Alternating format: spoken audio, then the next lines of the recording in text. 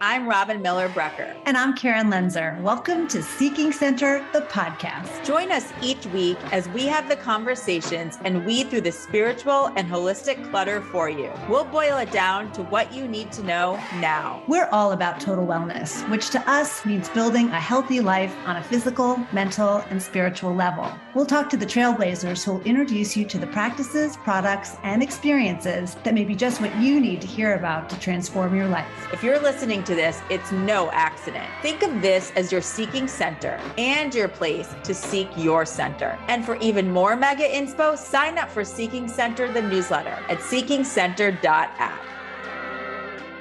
How can you visualize or articulate what is possible? How about find and express your voice, the real essence of you? We are honored to introduce you to Claudia Boutote, who has worked with a variety of leaders, luminaries, and iconic global brands, including Deepak Chopra, Marianne Williamson, Archbishop Desmond Tutu, Paulo Coelho's The Alchemist, The History Network, and Prometheus Entertainment. Prior to launching her Red Raven Studio, which is a boutique book foundry and literary agency for authors, experts, and brands with purpose, Claudia was SVP publisher at HarperCollins, where her innovative strategies and tactics propelled more than 120 books onto the New York Times bestsellers list. When she decided to launch a studio to assist authors, experts, brands, and institutions to take conscious action and reach their highest potential, she chose to invoke the essence of the raven, spirit birds of alchemy and transformation. Ravens have been called upon by healers, shamans, and guides since ancient times. They are thought to bring messages from the divine. Red ravens are the stuff of legends and magic. And that is what she sees in her clients, those who inspire, guide, and shine the light forward to something greater. Claudia speaks our language, and she wants to help you speak your own language, whether it's just to yourself or to the world. She wants to encourage you to find your authentic voice and insight into who you are and why you're here. So much to discuss. Let's get going. Hi, Claudia. Hi, Claudia. Hi, Karen and Robin. Thank you so much for having me as part of your community. I'm so honored to be here today to talk with you, and just you both are shining the light forward and bringing together such interesting, wonderful, magical people in your community. Oh my gosh, that's so kind. We feel the same way about you and how you're elevating people in the literary community, which is a huge journey for people. So we want to dig into all of that. And maybe that's a good place to start. You are following your own bliss as a human, as a soul in doing this work and helping people find their voices. So tell us about Red Raven Studio, the inspiration and how it came to be. Yes, I think that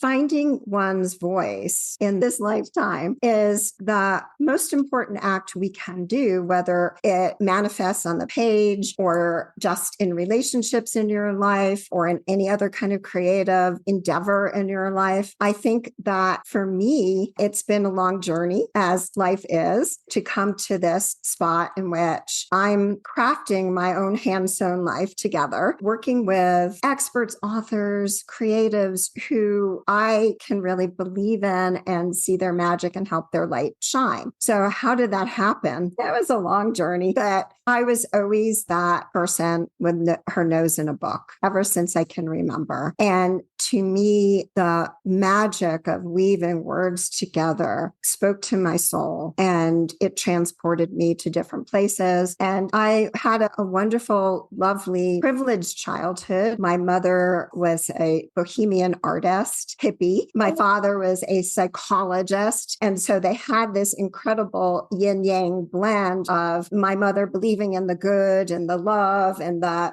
beauty of the world, and my father delving into the underneath, the underpinnings of people. And so I think that blend of which I see both sides of the light and the shadow in others and in myself. And so my nose was always in a book. I think probably one of my most influential books was Anne of Green Gables, because Anne of Green Gables, if anyone has read that book, she always talked about nature and how there was this scope for imagination. And those words captured me. And I lived in Amherst, Massachusetts, and our house was down the road from Emily Dickinson's house. And of course, different eras. I'm not as old as Emily Dickinson, and I'm alive. There's that. But I was influenced by her spirit in the place and her poem, I Dwell in Possibility and Imagination. And those words imprinted on me. After college, I went to New York City. And to me, that was the place where people dreaming of big things dream to go. And so my journey in terms of the literary world really started there. And my first job there was at a very literary publishing house called Scribner's. And it was the publishing house of Hemingway and Fitzgerald and Edith Wharton. And I'm where I should be. My journey was learning and being inspired and connected to this process of writing and the people who wrote. And so I had a wonderful opportunity to be at different publishing houses and working with very either literary or I would call them romance or mysteries or sex and shopping. I worked on almost every kind of book while I was in the New York publishing environment. But something was still calling to me. And it was at that deeper level. As much as I liked all the shiny and the bright, my soul was looking for that deeper spirit. And so I was drawn to a publishing division of HarperCollins on the West Coast called Harper San Francisco at that time. And it was the Mind, Body, Spirit publishing house. And I was like, that book of theirs is on my bookshelf. That book of theirs is on my bookshelf. I could get to work with those amazing people. It meant that I had to move from New York to San Francisco, which I never dreamed of doing before. So I went to Harper and I had the opportunity to work with the people that you've mentioned. And it truly changed my life. I had the opportunity to see not only what goes into the work, but what it took to really make that work go out into the world and to go out into the world in a way that could be heard and to contribute to that. So after all of that experience, I got to this point where I thought, what is it that I want to do when I grow up? And I realized that I love working with the writers and I love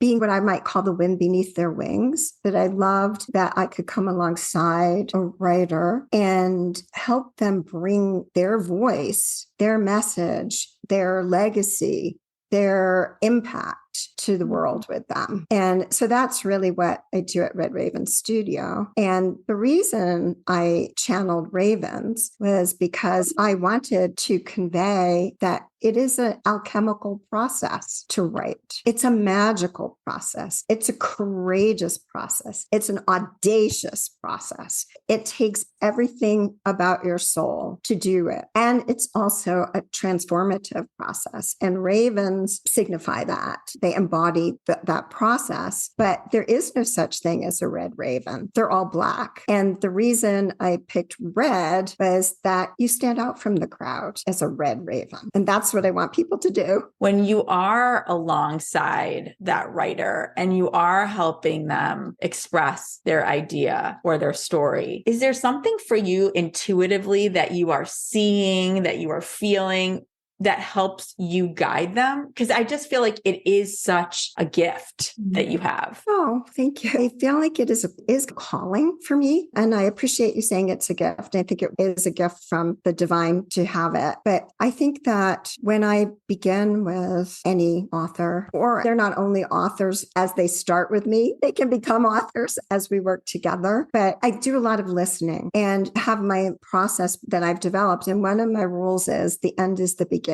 And so what I like to start with is hearing the end, meaning what does that person want to express? And I don't want to see what's on the page. I want to hear what is it that they're imagining that this is going to do, that this is going to convey, that they want to say, that they may want to be on a certain stage in 5 years from now. They may want to be at a certain point in their life in 5 years from now. How does this creative endeavor work alongside that big dream? Mm-hmm. So I start at the end sending, and I call it dream setting, because that helps me intuit then what is the expression of that. And sometimes I've noticed that it really isn't a question of finding a topic. For most authors have many topics that they want to write on, that they can write on. They just don't know, what should I do when? What should my first book be? What should my second book be? Or even if it should be a book. And so I think knowing the goal helps us know where to begin and know how to then put our arms around what is that project then. And very often we'll go through a list of 10 ideas and go like this one. And then I go through a process of really delving into that. You really are that guide. I was thinking as you were talking about the fact that for somebody who doesn't know better, these thought leaders you think are automatically writers in a way. And I'll bet many of them aren't. They're really good at coming up with the big ideas and they're really good at maybe verbally articulating them. But then when it comes to putting it on the written page and then organizing that in a way, that can be a huge lift for someone who is not an authentic writer. And then taking that and making what they say feel authentic to them. Can you talk about that process and maybe some of the challenges that you've come across? Sure. And you said, Karen, is so true. I think that there's many left brain, right brain, or what we're good at and what we're more challenged at as people. I think many thought leaders are really expert at their field and they've designed their businesses or they've designed their outward public facing expression around that expertise. But then to drill that down and say, what is the essence of that? What is the magic in there? And what are the words that surround that? And then what is that focal point that really is their foundational thought? That is what I work on and drill down to. It's like peeling the layers off the onion. You're just peeling back and peeling back. And it does take a process and it takes a commitment from that person to be open to that process. Most are, because they recognize that underneath there is something they really want to say. And sometimes it's because they want a book to articulate that so that they can bring that further to their company or their institutions. Sometimes it's a need for a legacy. And sometimes it's just a need for wanting it to have general communication out to the world. So again, we go down to what is purpose for each project and what is the purpose that they need that project to be. I was going to say, even in articulating it that way, it's like anything else. You're birthing something with specific energy attached to it. Don't you think? Completely. It's funny that you said that. I wanted to tell you something. So I have a wonderful writer friend who channels Krishna. Her name is Courtney Beck, and not in relation to this, but she sent me a channeling from Krishna just yesterday. And I just loved it because it goes to what you just said. It said, look at yourself as not a being of light, but as a being of energy. And here you will see that you are both the lightning bolt and the sunlight, and your power is gained by accepting you are both. And I just thought, I love. And I had it set aside here in case it made sense. Oh my God, that's just so up our alley. I'm so glad you shared that. And I'm sure whomever is listening right now needed to hear that too. And speaking of the people that you work with, you've worked with so many remarkable thought leaders that are just really the most influential thought leaders of our time. Can you share some of your experiences? Are there any that stand out to you that you can share in light of what we're talking about, of communicating a specific message or point or a legacy? I would say about each of those bigger luminaries is they somehow were able to understand the zeitgeist and the needs of what the world needed. And I think that's something that with my authors now, like a prayer I always say with my authors is, tell me what the world needs me to say right now. And I think that the people who find that channel in that way, that comes out authentically. And when that comes out authentically, people are ready to hear it. And I think that the interesting thing about writing is it's always this mix of art and commerce. And one of the things that was hard for me to understand when I was starting out in the publishing business, because I thought, oh, it's just this world of ideas. And I want to be in the world of ideas. And then I started to learn. And so it's not only do you have the right idea and can you say it well, but how can you say it in the right way for someone to hear it and buy it? And how do we do that? And so going back to that notion of having that right message, the genius of publishers is to figure out what that's going to be 2 years from now. Wow, I didn't even think about that, because what was bubbling up in my mind is that it seems that now, in a great way, there are so many books on wellness and all the things that we loved back even a decade ago, and there weren't that many books out there then. How do you do that, Claudia? Because right now there is so much messaging out there. There are so many different points of view and voices in the space. From where you sit right now, how do you help an author craft their message in a way that can be a little bit different a year or 2 years down the road? The world is just changing so fast. How do you guide them?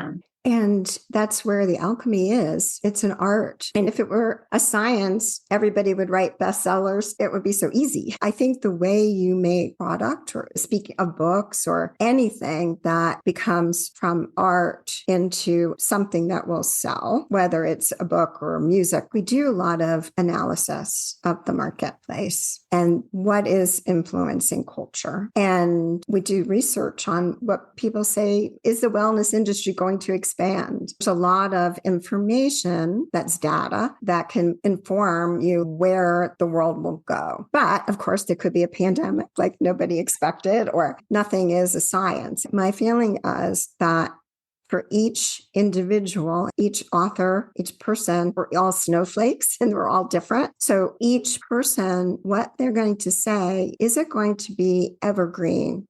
Meaning, will it be interesting 2 years from now? And particularly in the spirituality marketplace, there are topics that will be interesting 2 years from now, that will always be interesting, because we're in the human condition and we're always going to be having challenges, and we're always going to be looking for inspiration, and we're always going to be looking for help. But what are the voices that will give that help? They might come at it a little bit differently. Exactly. Yeah. And thank goodness there's so many, because we often talk about the fact that people resonate with different types of people with different types of energy. And so you need that really good mix of all different perspectives to inspire people. I just found that one of the things that I'm very conscious of as I work with somebody or edit their work, particularly in the seeking space, that they look to it as being more classic, that they don't front load it with, this year in the pandemic, we had to do X, that we kind of take out those contemporary references and make it more classic. There is something to be said about this work. I look at the array of books I have next to me, and some of them go back and they're still relevant today. And I think in this category, you can go back hundreds of years of people questioning, why are we here? And you will find those same themes come through. There's something about a book, isn't there? I don't know, maybe it's just me, but there's that tangibility of seeing that written word. And I've got like little highlights in some books and some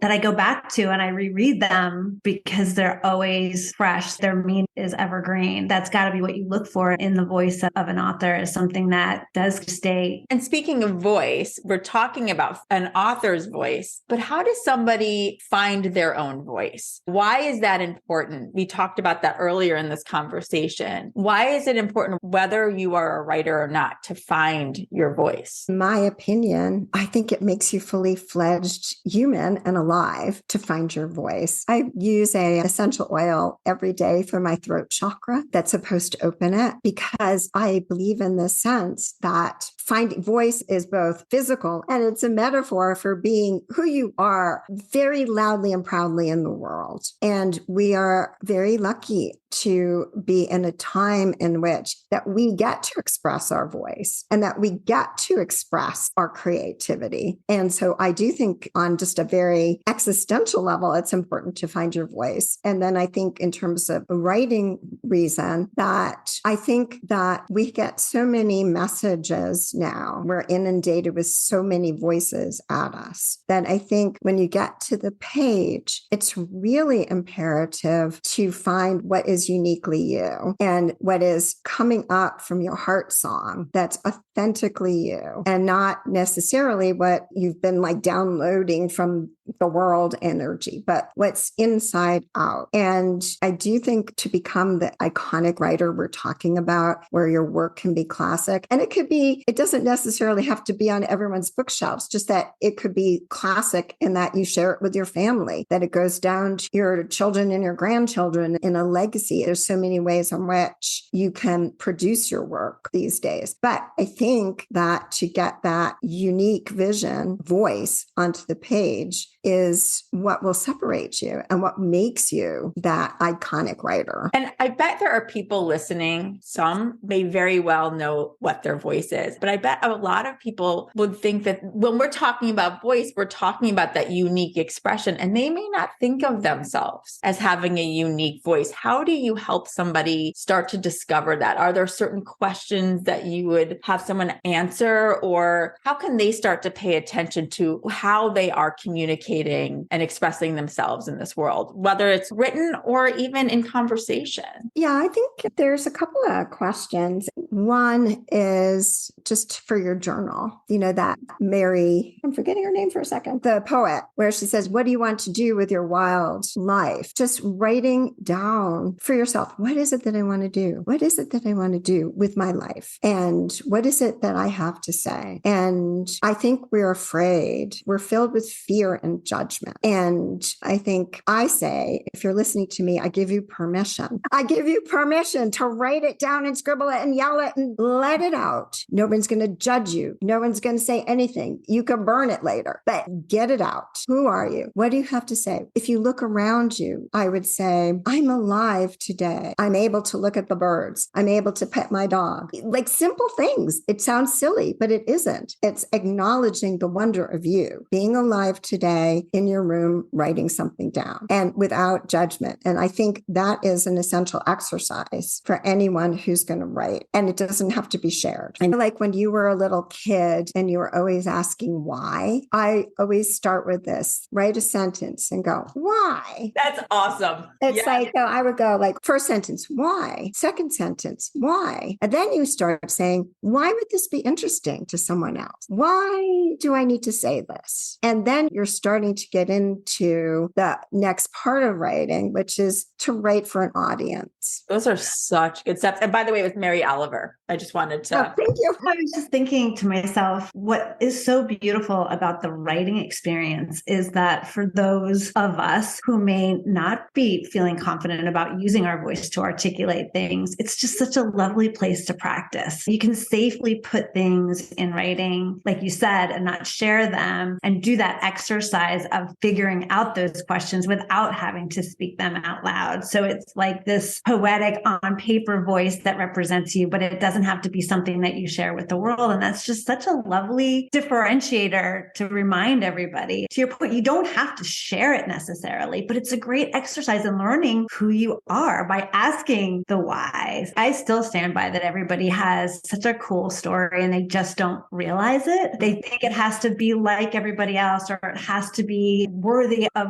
press and huge pomp and circumstance. And it's really not. I think more and more people now are looking to find people who are thinking like them, who have the same questions that they have. And just being able to find that in writing somewhere, you just made a connection. And that's really the objective of writing anything, isn't it? It's connecting with someone, giving them that perspective of sharing who you are with the world. And that could be one person. It doesn't have to be the masses. And it starts with one person. It starts with another one person. But it's like what you're doing here. You're offering this safe place and you're sharing its stories. And it's such a human need to share our stories. I love just that exercise and just thinking in my own life. As Karen and Claudia know, I have written a book that definitely needs some editing, which at some point very soon, Claudia is going to help me with. My pleasure. The reason I'm bringing it up is when I started it, I just wanted to write what had been going on in my life and how I felt it could help someone else. And what were the ways in which I could marry life lessons that I have learned so far with actual examples that have happened in my life so far. And then give people tools to then use them in their own lives and discover different ways of looking at the world. But I didn't really tell anyone. I just was doing it. I just wanted to do it for me. I didn't know when it would get published or any of that. And so I feel just knowing that a good chunk of it is out there in the ether right now. No one else besides several people in my life have read it, but just that exercise in itself. And Karen's written a book too. And so just knowing that energy is captured, I guess there's something about the energy of it and that birthing. It's like another baby. Like you've birthed many babies, Claudia. Karen, I don't know if you want to add to that, but just that exercise of doing it felt so good and fulfilling. It really does. And I remember talking to my mom, who's also published her book, and we all kind of start from the same place. It's like, I don't really have anything to say. But then you might have a little morsel of something that you want to say that all of a sudden, by going through the exercise, you start to kind of format it into a conversation that you feel is shareable with other people. And I think that anyone who would start this exercise would say that they doubt that they would have anything to say. But the experience of it's so cathartic, and you wake up to understanding yourself in ways that you don't expect. The more I wrote, the more I was like, oh, I didn't know I knew that. And you just don't until you really take the time to really articulate it. And what's so beautiful about now is that there is opportunity for so many to publish their own book. And whether they work with someone like you, Claudia, or go through other ways, there seems to be more opportunities for them to get the word out. And it can be one simple digital chapter that can be downloaded to something that has a hardcover to it. But I think we're all being called to share our story. And whether it's in the written word, whether we can articulate it and share it, however we decide the format should be, we all have something to share. And I love that there's people like you who are just you're the birth mother. I agree with you that everyone has that story. Everyone has a story. Everyone has a story. But I also think what you both said also really rings very true, that it's the act of writing it and not worrying about the outcome, enjoying that expression. And then, like Robin, you said you did it in secret. You didn't show it to anyone because you were enjoying that creative expression of putting it onto the page. And I think that's a wonderful way of going about it, because if you worry about the outcome, you self-edit and you don't allow the fullness of the flow and the process to happen and the joy of doing it. Yes. And then I think, Karen, you're right. It's such a wonderful time that there's so many ways in which somebody can bring their work out. And yes, there are the traditional publishing world, which is the world I came from, but there's also many kinds of hybrid publishers now and self-publishing opportunities. So truly, there's a place for every story, should you want to bring it to the world. And there's the opportunity that hadn't been there before. Exactly. And I'm finding like more and more people are finding their voice because there is the outlet. They may not ever have shared the story, but because there is that opportunity to put it on paper, and there's not that need to be the #1 bestseller necessarily. It can happen, but not having to feel you're going into it for that reason. It's that you just want to share something that you learned, just like we do. You're right. Just like we do in this podcast, and doing that in a way that even if it helps one person, then it's a story worth telling. There's so many different reasons to write and publish. And so that's something that I always try to distill with anyone I work with. What is the purpose of this project for you? And I agree that being a bestseller doesn't necessarily serve the purpose for what somebody really needs their book to do. And I think, again, going back to outcome, if that's it's dream of fame as opposed to a dream of creativity. And I think most often the person who has the most successful outcome is if it comes out through authenticity versus I want to be famous or I want to be a #1 New York Times bestseller. Generally, it doesn't work that way. I don't know if it's karma. It doesn't seem to work that way. I think amongst the three of us on this podcast right now, we have been with a lot of, in quotes, famous people. And to your point, the most famous are the ones who started with wanting to be of service, wanting to just share. they didn't come to it saying, I want to be famous. Frankly, some of them didn't want to be famous. They just wanted to share their work. So anyway, I just think it's such an interesting point. I think it's those people who are coming at it from service, generally going back to authenticity. People know, people can sense why you're really doing something. Yeah. Oh my goodness. Yes. How wonderful to be able to lean into an experience that you've had and share that, and putting it in a book format of writing it down and capturing all the emotion, all the experience, all the learnings in a place for somebody else who you may never meet and yet might be going through the same thing. And that is just such a gift to be able to give to people. So that in itself can be such a motivator for just putting it down on paper. And I hope if anyone is listening to that, it was beautiful. I hope that they do follow that and put those experiences on paper. Well, I think you giving that exercise of look at it as your journal. I would say there are many people who've never kept a journal, and it really allows you to be your most vulnerable self, because it really isn't for anyone else but you, unless you decide to treat it differently. Start capturing your story. We've just been saying everybody has one, and you may have something really important to share that is going to help another fellow human and soul on this planet. Agree. Yeah. And it doesn't mean you have to write in first person. True. You know, do that too. I always love to live through that exercise of going through this really horrific experience. And then I just pretend it's a movie and what would I want the heroine to do? And you can write it from that perspective too. There's just so many ways to do it. And you don't have to be a creative genius, an English major to do it. No. It's really your voice. It's really just telling it from your perspective. Another thing someone could do, whether if it's a journal or a journal that you keep on your computer, I think you can get yourself into that writing process by where you have a little bit of quiet and 15 minutes of time at least. It doesn't have to be a huge amount of time every time, and breathe, and then allow your fingers to either touch your pen, or I say go to a computer with one index finger and just let it type across one line. And then you take the other index finger and type across, and then breathe again, and then see if anything comes. And it will actually, that embodiment starts the flow. And then if it doesn't happen, then you stop, you go about your day and you do it again the next day. I love that you just used the word embodiment. We think that is the word for the year. Yes.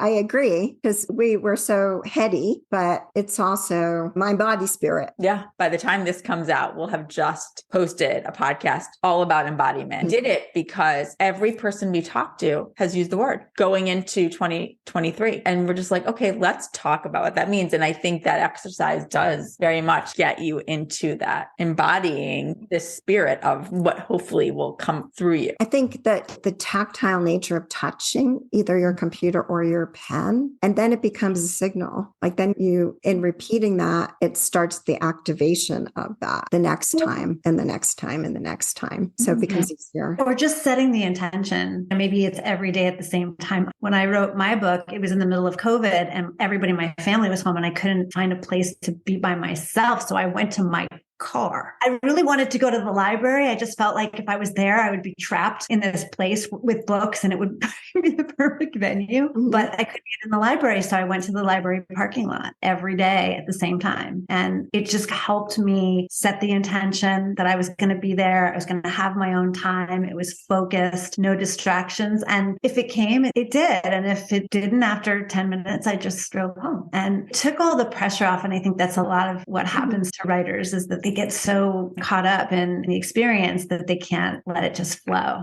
And just not putting pressure on yourself can add to that. And that daily intention of just getting a little bit on paper can really help. I think that's so right. And the intention and taking the judgment away. And you don't have to write War and Peace today. It's okay. Are you reading anything right now that's just super inspiring to you? Is there something that you're excited about? It's funny. You'll be surprised. I'm rereading this book, which you could see I have all my little dog ears here. And it's Danny and Brinkley's book, The Secrets of the Light. And Daniel had a near-death experience. And he went to the other side and he came back with these really beautiful messages that are spiritual truths. And I dip into this on occasion. And I also dip into a book called Creative Visualization by Shakti Gawain. Yes. And that is a very old book. I love it to pieces. And it's filled with very small and digestible and gives you daily mantras. And I love that book. So those are two that are around my desk. Thank Yeah, you. she's one that inspired me a long time ago. She wrote a lot of books that are really great. Those are helpful. And it goes back to our point earlier in this conversation of things being evergreen. And those two books that you just mentioned, they've been around. So the kinds of things you can go back to at any time and they're relevant. And I know I have several of my own go-tos, as does Karen. And I love discovering new ones. It doesn't mean that they have to have just come out. That's important for people to hear. I truly believe in, as you pointed out before when you were talking about your bookshelf, the sort of lineage and the lineage of all the thinkers that came before us and that they're relevant. Women Who Run with the Wolves is another one of my go-to books. And I think she inspired a generation and she's inspiring another generation. Exactly. And that's a classic. That's an iconic book. I know. And it's fun. Like even Eckhart Tolle and A New Earth and The Power of Now,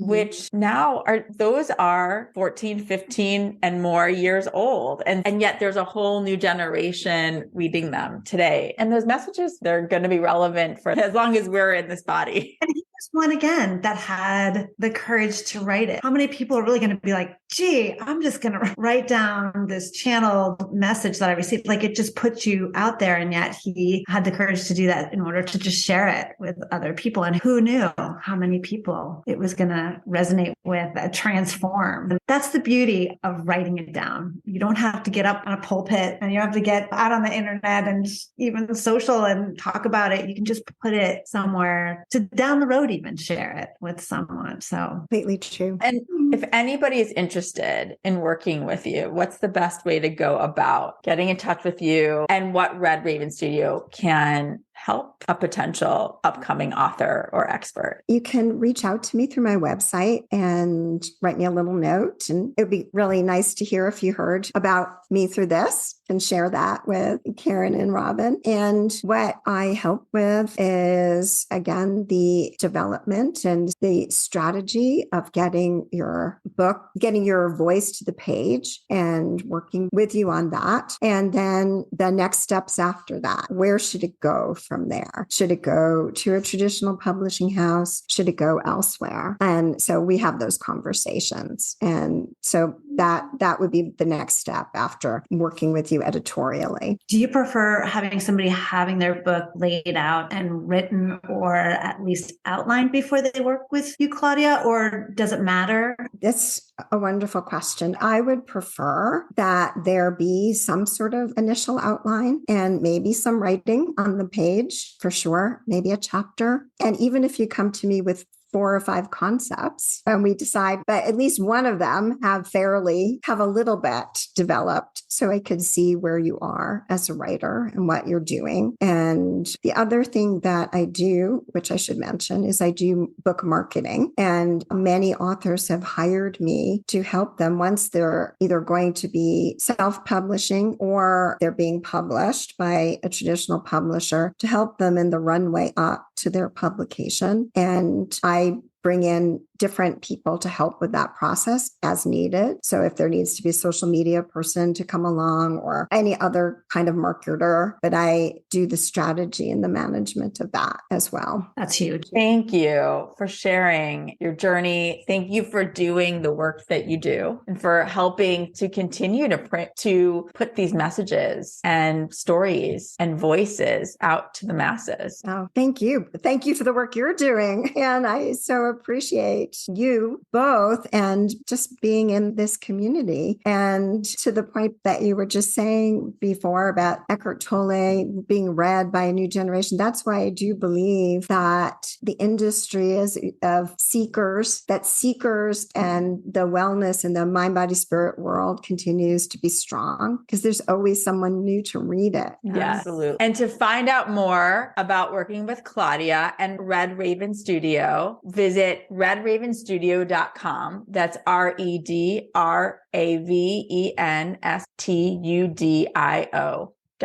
Thank you, Claudia. Thank you so much.